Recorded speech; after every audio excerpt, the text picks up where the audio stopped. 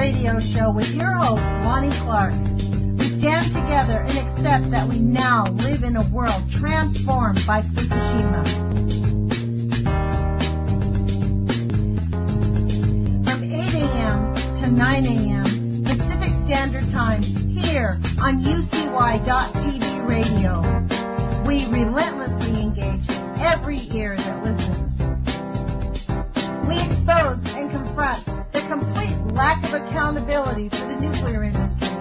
Consider social engineering programs who view our bodies, minds, and souls as assets on a balance sheet. We discuss vital current issues, interview activists, and engage our audience in an effort to allow all voices to be heard. The Age of Fission radio show creates a venue that all will choose. We encourage our listeners to reclaim their power and their courage to take action and save our planet from the ravages of greed and indifference. Our actions matter. Every voice matters. We remind our listeners that happiness is resistance.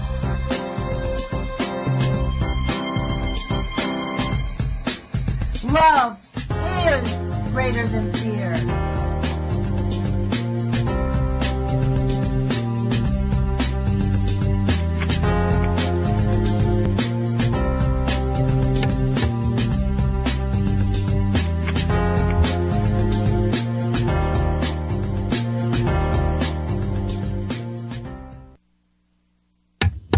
Good morning, UCY.TV radio listeners. This is Lonnie Clark with the Age of Fission radio show, and today is April 23rd, 2018. Thanks for joining us. We really appreciate you being here, and I want to thank our affiliates, KEPW in Eugene, Oregon, for carrying our show. It really means a lot to us. They did have their Spring Green Ball this past Friday. It was a fundraiser, and we are still hoping people in Eugene and the Springfield area will support KEPW. Go to their website, kepw.org, and make a sustaining contribution that matters the most to them. So I want to thank everybody for joining us. We have back with us a friend of our show who has been with us before. He's a healer on our planet, Crow, who is a shamanic practitioner. Thank you, Crow, for joining us. Really appreciate it. No, thanks for having me back, Lonnie. It's always a pleasure. Yeah. Crow is a member of an organization. It's called shamanicvoyages.com. They have a website called shamanicvoyages.com. And they travel to sacred sites around the world and have, I guess they do training. Is that correct, Crow? Is that what you do when you go to places? You train people? No, actually, that is something that we definitely don't do. Okay. We invite people who have either a practice or a pretty good understanding of shamanism. And what we do is we kind of seek to increase their education by bringing them to cultures where shamanism is still relevant to the society. So when we went to Mongolia last summer, we had people who were trained by the Foundation for Shamanic Studies and the Four Winds program, which are Western training organizations, and we went to see firsthand how shamanism was practiced in Mongolia, which is a long, very rich tradition of shamanism. And it was clearly stated to the people who came, nobody's going to learn to become a Mongolian shaman here. We're here to observe them and to establish a relationship with them, and if they're interested, share with them what we know. And that's basically what happened. It took a little while to break the ice, but that's what we did. And most recently, we went to Peru and Bolivia, and there it was the same. But our practice that we practiced among ourselves, and went to them to learn, basically, and to engage in ceremonies as they put them on. So we weren't learning to any new techniques per se, as far as they weren't instructing us on how to. We already kind of had a foundation in that, but it was more to broaden our personal experience. And it's really important for me to draw the line there because I have more of a formal relationship with the Foundation for Shamanic Studies now, and it's very important to draw the line between core shamanism, which is learning the basics of how things work, and cultural shamanism, which belongs to cultures. You don't want to appropriate things that you haven't earned, basically, into your practice. So, for instance, many people will learn about a tobacco ceremony, which has a very long-standing tradition with the Lakota people, for instance. So if they observe that ceremony, that does not entitle them to go out and perform a Lakota pipe ceremony because they're not Lakota. It may inform them in their own personal practices how they would like to relate to the world around them, as that experience might have influenced their thinking. But what is Lakota belongs to Lakota, what's Mongolian belongs to Mongolians, and so forth. Core shamanism is just about learning the very basics of how shamanism operates. And once you learn those tools, your personal experience dealing with the spiritual realm informs you and your practices in the future. But I want to be really clear about, I kind of have a question, and I don't know if this is an answerable question to the layperson, but when you said how they learn how shamanism really works, well, what does that mean? How does it really work? Like, I know most of us who listen to this, and I've said this repeatedly each time you come on, but when most people hear the word shaman, they think about, voodoo dolls and sticks and needles, So what do you mean by how things really work? The enthusiasm I say that with is because Michael Harnett was a real mentor of mine, and that's how I really began to learn about shamanism. He was an anthropologist who was studying with the Huar or Baro people down in western Ecuador and eastern Ecuador and western Peru area of the Amazon basin. His name was Michael Harner? Harner, Harner. Okay. And he was the founder of the Foundation for Shamanic Studies, and that was a consequence of his anthropological work and learning about shamans. And against the against the tide of normal anthropological practice, he did go native a little bit, and he worked with the shamans more closely than anthropologists generally is instructed to do. Tradition has them observing, sitting back, taking notes, and reporting on what they see. But his research was very compelling to him, and he reached a place where they couldn't just tell him anymore. They said that, in order for you to learn more, you have to do what we do. And in this case, it was to drink ayahuasca. And Mr. Harner began to understand, much more deeply where these people were coming from. And his further research has led him to the understanding that psychoactive substances are not only not necessary to practicing shamanism, but also worldwide are the exception rather than the rule.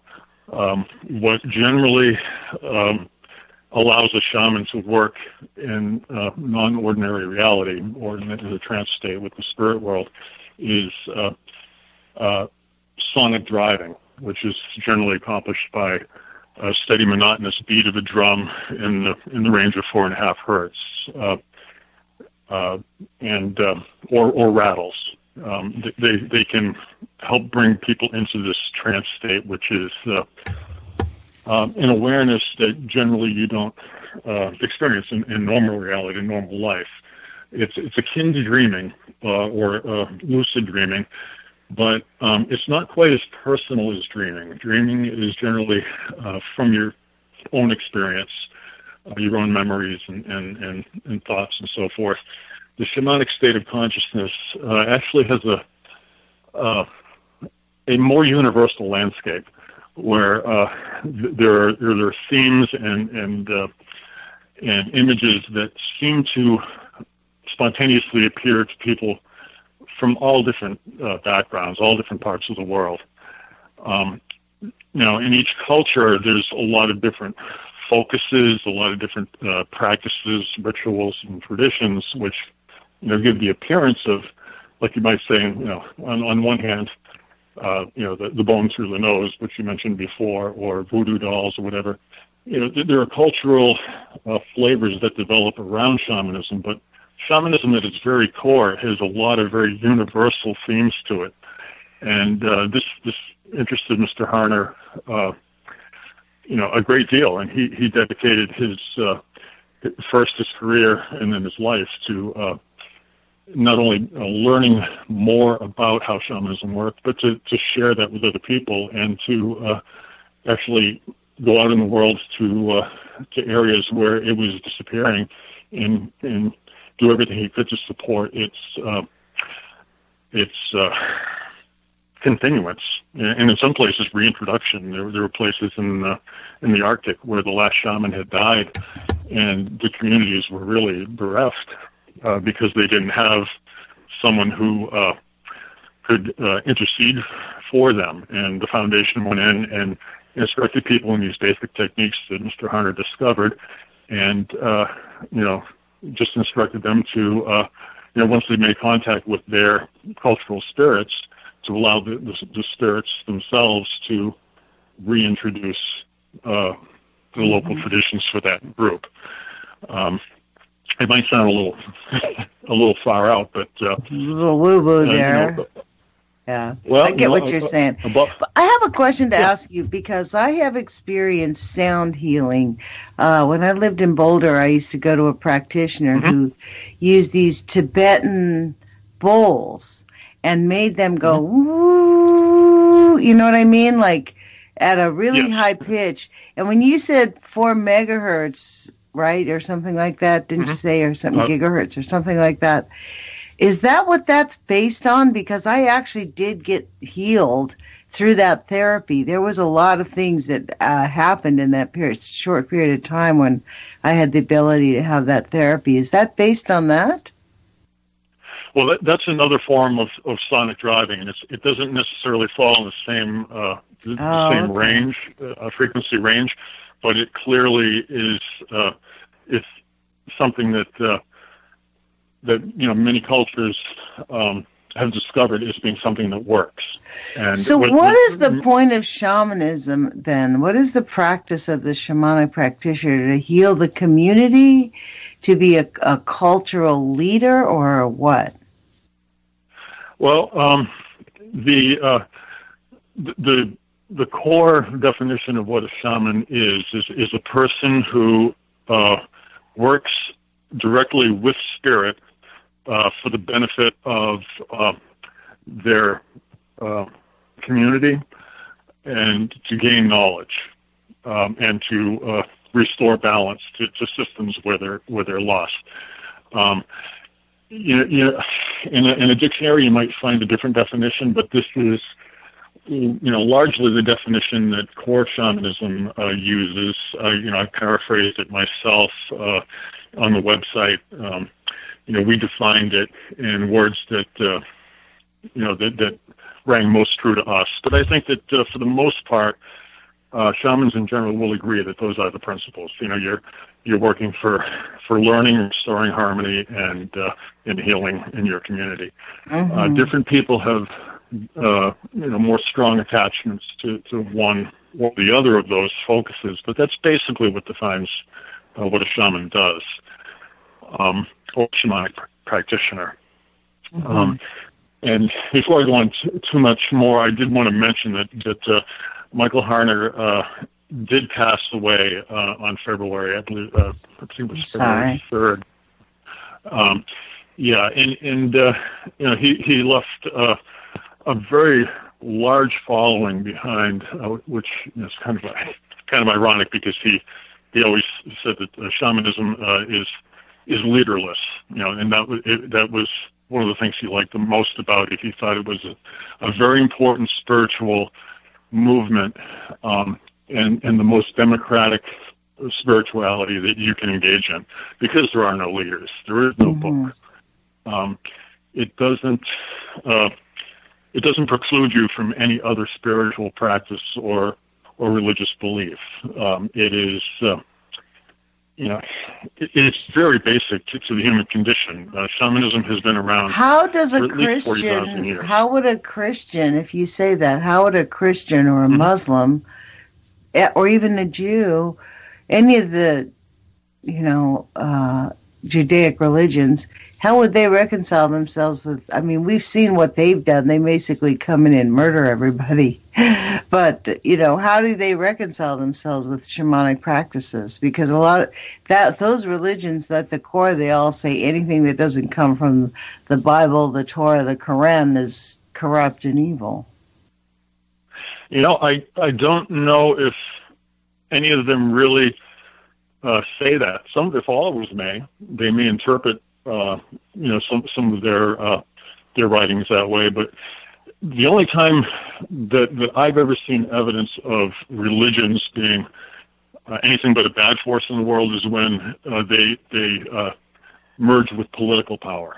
Once they merge with political power, then it seems that conversion is very important, and you have to convert everybody else. And it gives leaders a way to control people. At the root of every religion I know of, there's a positive message that brings people to it by attraction, and it doesn't coerce people until it becomes a state religion of some kind. That's where the problem is, and I found that people who are strongly attached to a Judeo-Christian religion, because that's what you mentioned, that also practice shamanism, don't feel conflicted about it because they recognize it as being, two separate things. Some people have to struggle with it, but I find that the most admirable organizations don't prohibit anyone else from coming in because of their beliefs. And shamanism stands there with that, with that philosophy. A religion, as practiced by someone in their culture, may have prohibitions from their religion to dabble in things like shamanism or any other spiritual practice. But that's, it's generally a fringe. What can I say? People have different thoughts. I feel that if they are not accepting, then they can keep to themselves. Yeah, well, this is my thing. My understanding of shamanic practices is that it doesn't preclude other religions. It's more open, but the other religions are not as open. Do you get what I'm saying? Yeah, well, you just said what I was trying to say, but in a clearer way. Yes. So this is the thing. So probably, when you're practicing, you do. When you're saying practice, you don't do potions and stuff like that. You guys do drumming sessions, right? Essentially, is what you're talking about. Well, the Foundation for Shamanic Studies gives instruction in basically what is shamanism. They have a basic workshop, and they instruct you in some of the very basic practices. And then they have more advanced workshops that teach you actual techniques that are very common cross-culturally. Extraction, soul retrieval, divination, which are all things that are widely distributed over the globe by different names. And they do a very good job in stripping it of as much cultural influence as they can and just get to the root of it. And they're very, very strict about trying to keep their instruction what they call a core, which is, very simple and to the point. Now, people who are not teaching for the foundation are as a matter of course, going to be influenced by their experience and their learning about cultural practices, and they're going to take on certain kind of some kind of flavor. So some will more resemble Native American practices. Some will more take on some, Hindu or Buddhist, practices as well. So that's where it becomes cultural, or it becomes, I'm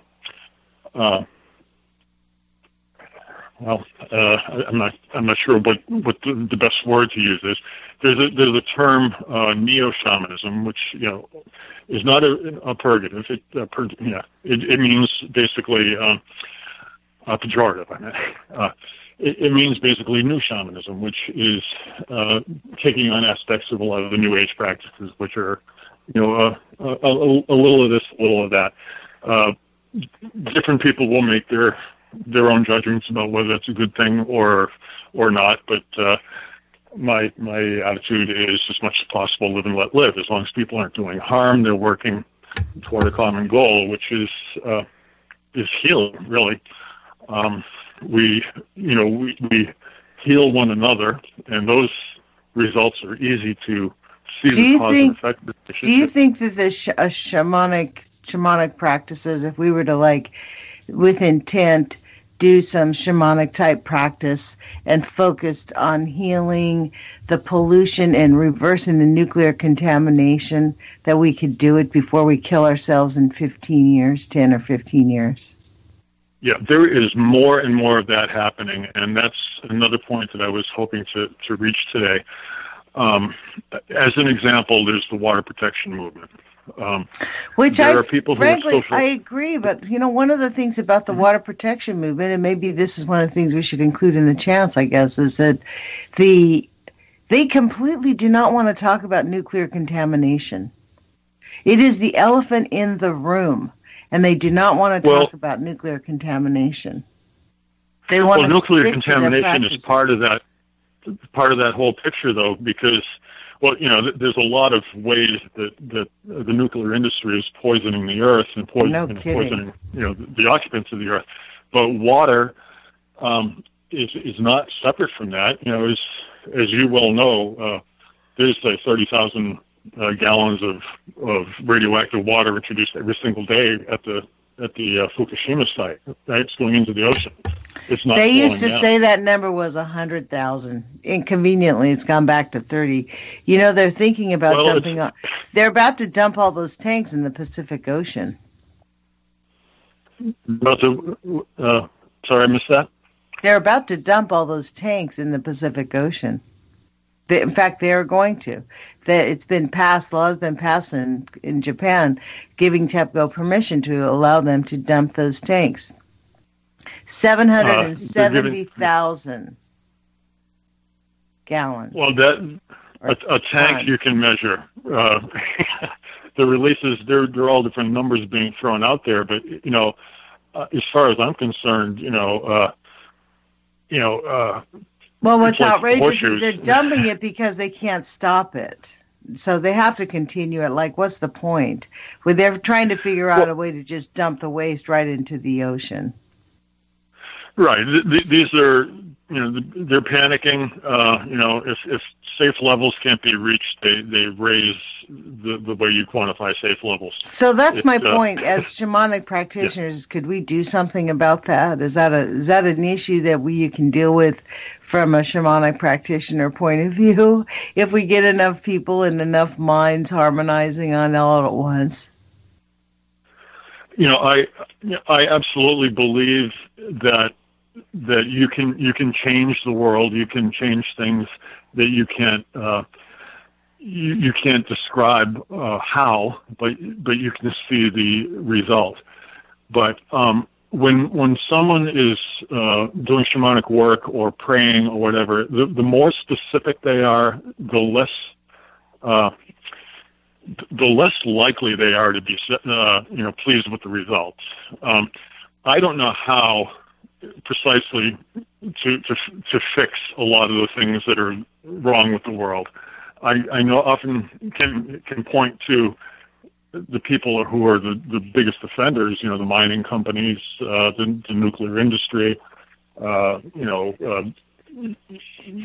corrupt business interests and so forth. Yeah. But, it's not for me to decide that, exactly how the ill that they're causing can be healed. What I focus my energy on is trying to restore harmony and balance in the system. And I'm that's the way that I'm looking at it. That's the way that a lot of healers are looking at it. Anger is not going to accomplish a whole lot other than to attract attention. And sometimes that's good. Protest marches are often led by angry people, and they oftentimes get a message across to people who are not paying attention.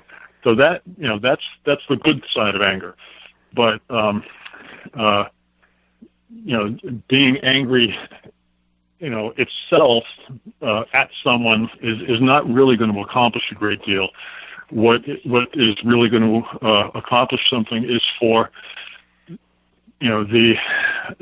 for people to join together for a common purpose. And for way too long, people have been exploiting the bounty of the earth, which was given freely by the earth, but it has been exploited to the point where now we're beginning to really put our mother in danger. And it's really up to us to give back some of that caring. Shamanism, I'm trying to bring it back to the point. Shamanism is one of the basic principles I mentioned to you before, is about restoring harmony to systems that are out of balance. And, with that being the primary focus, that the more the more people you bring into that, that energy awareness, the more likely you are to actually affect a change. Now, can I tell you specifically how that works? No, I can't. But, when you look at what positive, positive energy can do, you think of someone like Mahatma Gandhi, who did get very angry with the way the British were exploiting his people, but rather than lead a traditional resistance to them, he embraced nonviolent action and in prayer and in trying to bring balance back to a system by being the opposite of what was wrong, by being a force for good and so forth. And he and his followers achieved amazing things. Britain never lost the upper hand from a strictly power point of view in that system, but the consciousness of so many people changed to the point where they began to see that the power they had was simply force and was a negative thing, and they pretty much could not continue status quo. Not that we are Gandhis, but in a very basic sense, we want to bring positive change to a global system where there is so much negativity. Yeah, well, we're still spreading Gandhi's message, right? I mean, that's really the issue, is that the idea is be a force for positive change. I mean, that's why I say happiness is resistance, because the oppressors want us to be upset, want us to be unhappy and depressed, because those kinds of people are easy to control and easy to demean and keep down. But then this goes to this still, Crow. I guess I'm asking you because the things are so dire on our planet right now. So when you say you can't specifically say, do say a shamanic circle and ask for the nuclear contamination to be reversed, but you can. You can. But you said that you certainly would be disappointed if you did that because it's likely not like you can't control that, right? Well, what I meant is for instance, saying that to use a ridiculous example, just to make a point, if you're unhappy with the consequences of an individual, a bad person, the leader of a company or of a country or whatever, to wish them ill or to at some level to curse them, to use direct negative energy toward them for the purposes of a good outcome is not the way to get there. Oh, I see what the you're best saying. way to get there. Yeah, the best way to get there is to focus your energy on restoring balance to the system, however that transpires. We are not the ones who are making these changes. A shaman is not a person that wields extraordinary power. A shaman is someone who is recognized by their community to be very effective in working with the spirits and basically imploring the spirits who do have the power to assist in whatever it is, the healing, the divination, or whatever it is the focus. I'm not speaking very clearly, but I have. So, this is because I'm thinking that that's really where we need to go, because I don't know if you listen to Guy McPherson, but there's several scientists who are basically saying that the way where we're at in our present situation, and considering the known solutions that we have, that there is not going to be humanity on this planet in 15 years. That we are going to all die of thirst because the water will not be drinkable. Speaking of water protectors. It is a dire prediction. Can I, just for a second, I need to speak to someone. I'll be right with you. Okay. Well, I'll talk to you guys about this idea. I mean, you heard Guy McPherson on, so maybe this is the idea. That's what I'm going to ask Crow about. Go ahead, Crow. This is what I wanted to ask you about. Okay, so it's that dire, the situation we're beginning to kind of have our come to Jesus moment and go, say what? It's really bad, right? Is it possible that we could get practices of shamanic circles around the globe to vibrate at a higher level and think about, believe in the solutions that will manifest immediately to find a solution to turn, because we're like frogs in a pot of water, and it's way too hot for us to jump out. It's way too hot. So, I mean, it's the more I do this radio show, the more grave I'm beginning to genuinely believe it is when I listen, because I listen intently throughout the week to search out interviews with people and read articles that people, there are scientists doing it. Bob Alvarez is out there doing it, and people from here out in Hanford Challenge, they're doing things beyond nuclear. They are actually putting out, there are scientific studies coming out, study after study after study of how bad all this is. At what point do we get to the healing part? So that's my question. We get to the healing part as soon as we begin to focus our attention there. The more you look at the news, the more you're drawn into that that negative energy, and that negative energy all by itself is weighing the system in that in that favor. Let's use dark and light just to categorize things. I'm going to give a couple examples of that. You look at media, entertainment media, for instance. What are people entertaining themselves with? They're entertaining themselves with violence. They're entertaining themselves with stories of greed and power, and they're sometimes even entertaining themselves with current events in the news. There's a lot of dark energy there. Yeah, that's true. There are, on the other side, there are people who turn away from their daily life from time to time, and they retreat.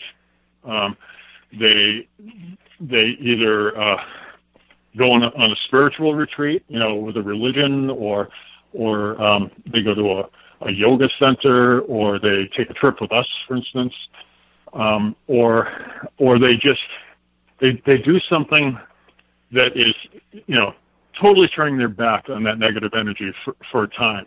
What they're doing is they're weighing the system and to the benefit of the light. I think in many degrees, there's a lot of truth to that. You're either feeding, the beast, or you're feeding, the angel. It's the story of the black wolf and the white wolf. We all have a black wolf inside of us. Sure. We all have a white wolf inside of us. Which one do you feed, right?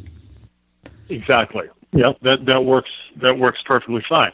Now, I'm not saying to turn your back on the real things that are happening, but in order for us to keep ourselves charged and keep ourselves on the right side of this fight, we need to feed that white wolf. It doesn't make the bad news go away, but it does alter your perception a little bit, and oftentimes can allow you to see things that generally you can't see. Bringing some of that darkness when you turn to the light, also kind of informs, it informs your learning about the light in a practical way, in a pragmatic way. I'm not talking about escapism. There are people who just can't take the negatives, and they turn to spiritual practices or whatever as an escape. I suppose that's better than than the alternative, losing your mind because of the darkness, but it's not really contributing. It's really important to recognize that we all have dark and light natures to us, the white wolf and the black wolf within us. But we have a choice of which one we're going to nurture, and in an ideal world, there's going to be a balance there. But the world is not ideal. It never will be. We're choosing which side of the fight we're going to be on. And if we are not, working toward the light, then, we're probably feeding the dark. I really believe that as far as practical steps that we can take, the world needs more drum circles. If you're not interested in becoming a shamanic practitioner, I at least suggest to people who have any interest at all to learn a little something about it, to just inform their own personal philosophies. If you're not into spiritual practice so much, there are organizations that really do try to raise awareness in a very positive way. The water protection, the only time it got into the news is when it was beginning to look like it was going to come to some kind of violent and therefore entertaining, from a media perspective, level. It was hardly covered by the news unless or until the government and higher henchmen got involved to quash the movement. And then, once that happened, the news didn't report it anymore. But there are people who are still working, and around the whole Standing Rock thing, and which is not just the only one. There's several locations in the United States where Native groups and other people are really fighting against the fossil fuel industry to protect the water. And as far as Standing Rock goes, there's good news too. Chase Iron Eyes, who is an attorney and also a member of the Lakota Nation, he was kind of singled out because he was a smart guy, because he was media savvy, and so forth. He gets singled out as a leader, even though there wasn't a real leader. And specific charges were brought against him. And there in that court battle, he's winning at this point, or at least has high hopes of being exonerated of all the charges. There are a lot of people who were acquitted and released, which is a small reward. Except the good part of that is a lot of the people who were on the other side and violating civil rights and attacking unarmed people, gassing them and so forth. Many of them are beginning to be prosecuted. So there is good news, and it's. But then that's engaging right in the face of it. That's the right place for a lot of people, but they need to be backed by prayer. They need to be backed by spirit, and a lot of that can be done just through raising awareness, whether it be through shamanic practice or whether it be through having a website or a group or some other way of working for a cause. And in this case, I'm talking about water protection groups and so forth. It's not just here; it's global. We've talked about Noyan Mountain in Mongolia, and the people who are organizing to try to protect the water sources from that aquifer. And it's all over the world, and it's not everywhere it should be. That's where we want to try to raise the awareness of people across the globe to join in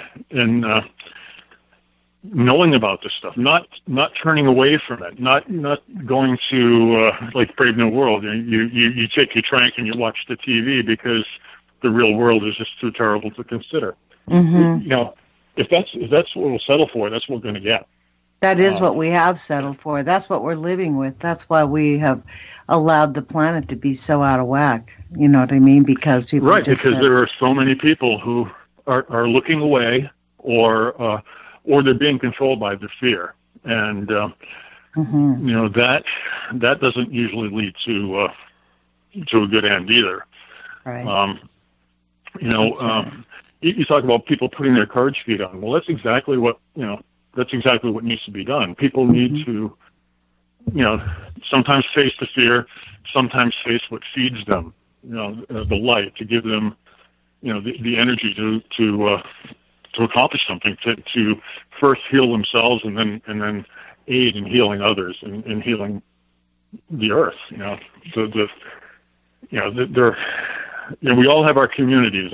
You work in your local community. You work with yourself first, then your local community, and then you go in larger concentric circles away from the center. And eventually, the more people who do that, the more collective power we're going to have.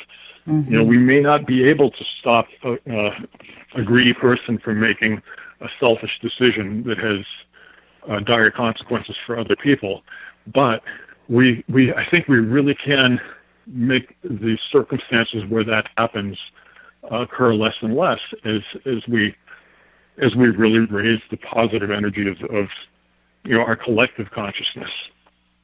And a lot of people will never turn away from their TV set.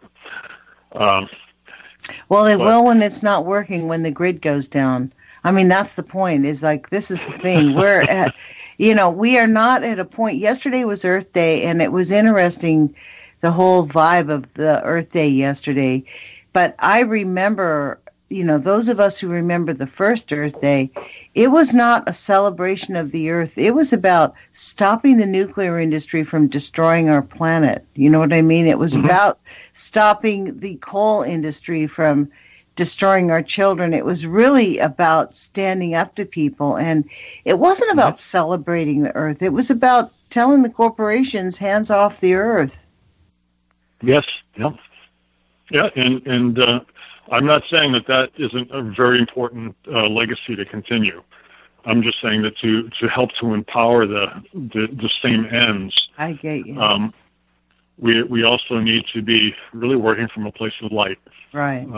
That's right. Yeah. That's the balance, isn't it, Crow? Like, that's the thing.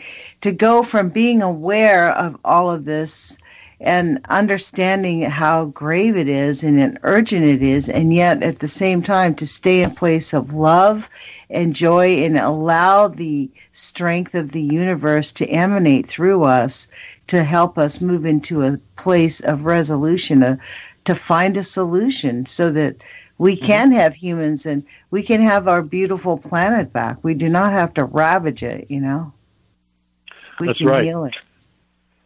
And if I can draw the discussion back to the Peru-Bolivia trip, Please do. Some of the shamans that we worked with when we were down there, they're very aware of this bad stuff that's happening, but they don't seem to be as bombarded by the media as we are, and they.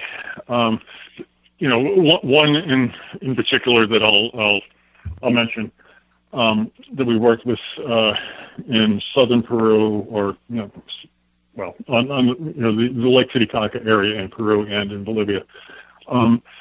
Part of his normal shamanic practice is about restoring harmony to the earth, and he's very well aware of a lot of the things that are going on in the Western world, although he's not so much part of it. He does have a home in Puno, which is a city, and his children are in school. In a lot of ways, he engages in modern society, or at least the Peruvian version of modern society. He reads newspapers and so forth, but his vocation in life is about healing and is about having ceremony and going back to that touchstone of thinking about the earth and thinking about harmony and thinking about the spirit of the lake and the spirits of his ancestors, and his philosophy and his outlook. It's not uninformed, but it's engaged in a different way. And I think that there's a lot that certainly I, as a Westerner, can learn from people like him. And when I, try to lead these trips and so forth, I'd like to expose this kind of consciousness to other Westerners, because even though we're not there to learn exactly, how to prepare a prayer bundle, and take notes, but to watch someone do it and to get that feeling of reverence and focus that's around their ceremony, that's really important. Bringing that experience back here to the U.S. and to this world where I can't not hear the news. I can not watch it because I don't watch television, but I see papers, I listen to the radio. But each time I come back from one of these trips, I'm a little bit different than I was before I left, because I'm seeing a system that's working better, of daily practice, that, a human being is engaging the spirit world and other human beings in a far more effective way than I feel like I'm engaging my daily life, because I live among so much noise. It's all over the place. But the things that I pick up from other shamans and the things I pick up through my shamanic practice itself really do serve to change me and the way I see the world. And for me anyway, that's my first step to empower me to do something more effective, to attaining solutions helping other people to heal, and joining in drum circles, and becoming actively involved in presenting learning opportunities to other people. And while I'm doing that, I'm also learning all the time. So, in many ways, I look back and say, why didn't I start living this life, years ago? Maybe I did start, but it's taken me a long time to get where I am now, and I feel like I'm at the beginning. But I at least have a direction. I really feel that shamanic practice is really essential to humanity and to the earth. We had the spiritual practice, like I said, 40,000 years ago. The only reason it's still around today is because at a very basic level, it does work. It does feed us. It's part of our human consciousness. It's probably at the speed of every other spiritual practice. And it's very earth informed. It's the center of it is the world of spirit. And, unless you totally reject, the existence of the spiritual world, well, I think a lot of Western thinkers what's preventing us from engaging it? But I think a lot of Western thinkers exclude, like I know my sister who's a holy roller would say, if it doesn't come from the Bible, it is not, if the Bible isn't specifically telling us to do it, it is not, everything else outside of that is pure evil. Well, and so that's, there's lots of people like that, but, it's, well, sure. Again, that's a point of toxicity. To me, that's kind of like the nuclear waste, that attitude. It's sort of like just throws a blanket on everything, paints everything in a negative color, in my view. You know what I'm saying? But that's what we need the healing from. This is where we're at in terms of, like, one of the things that I know that is very dear to you is about the water protectors. And making sure that people are aware that they're still out there doing it. And they are going to court. They're winning in court. A lot of them, their cases are getting thrown out. But they're still diligently protecting and preventing the pipelines, which, by the way, the pipelines have already started leaking.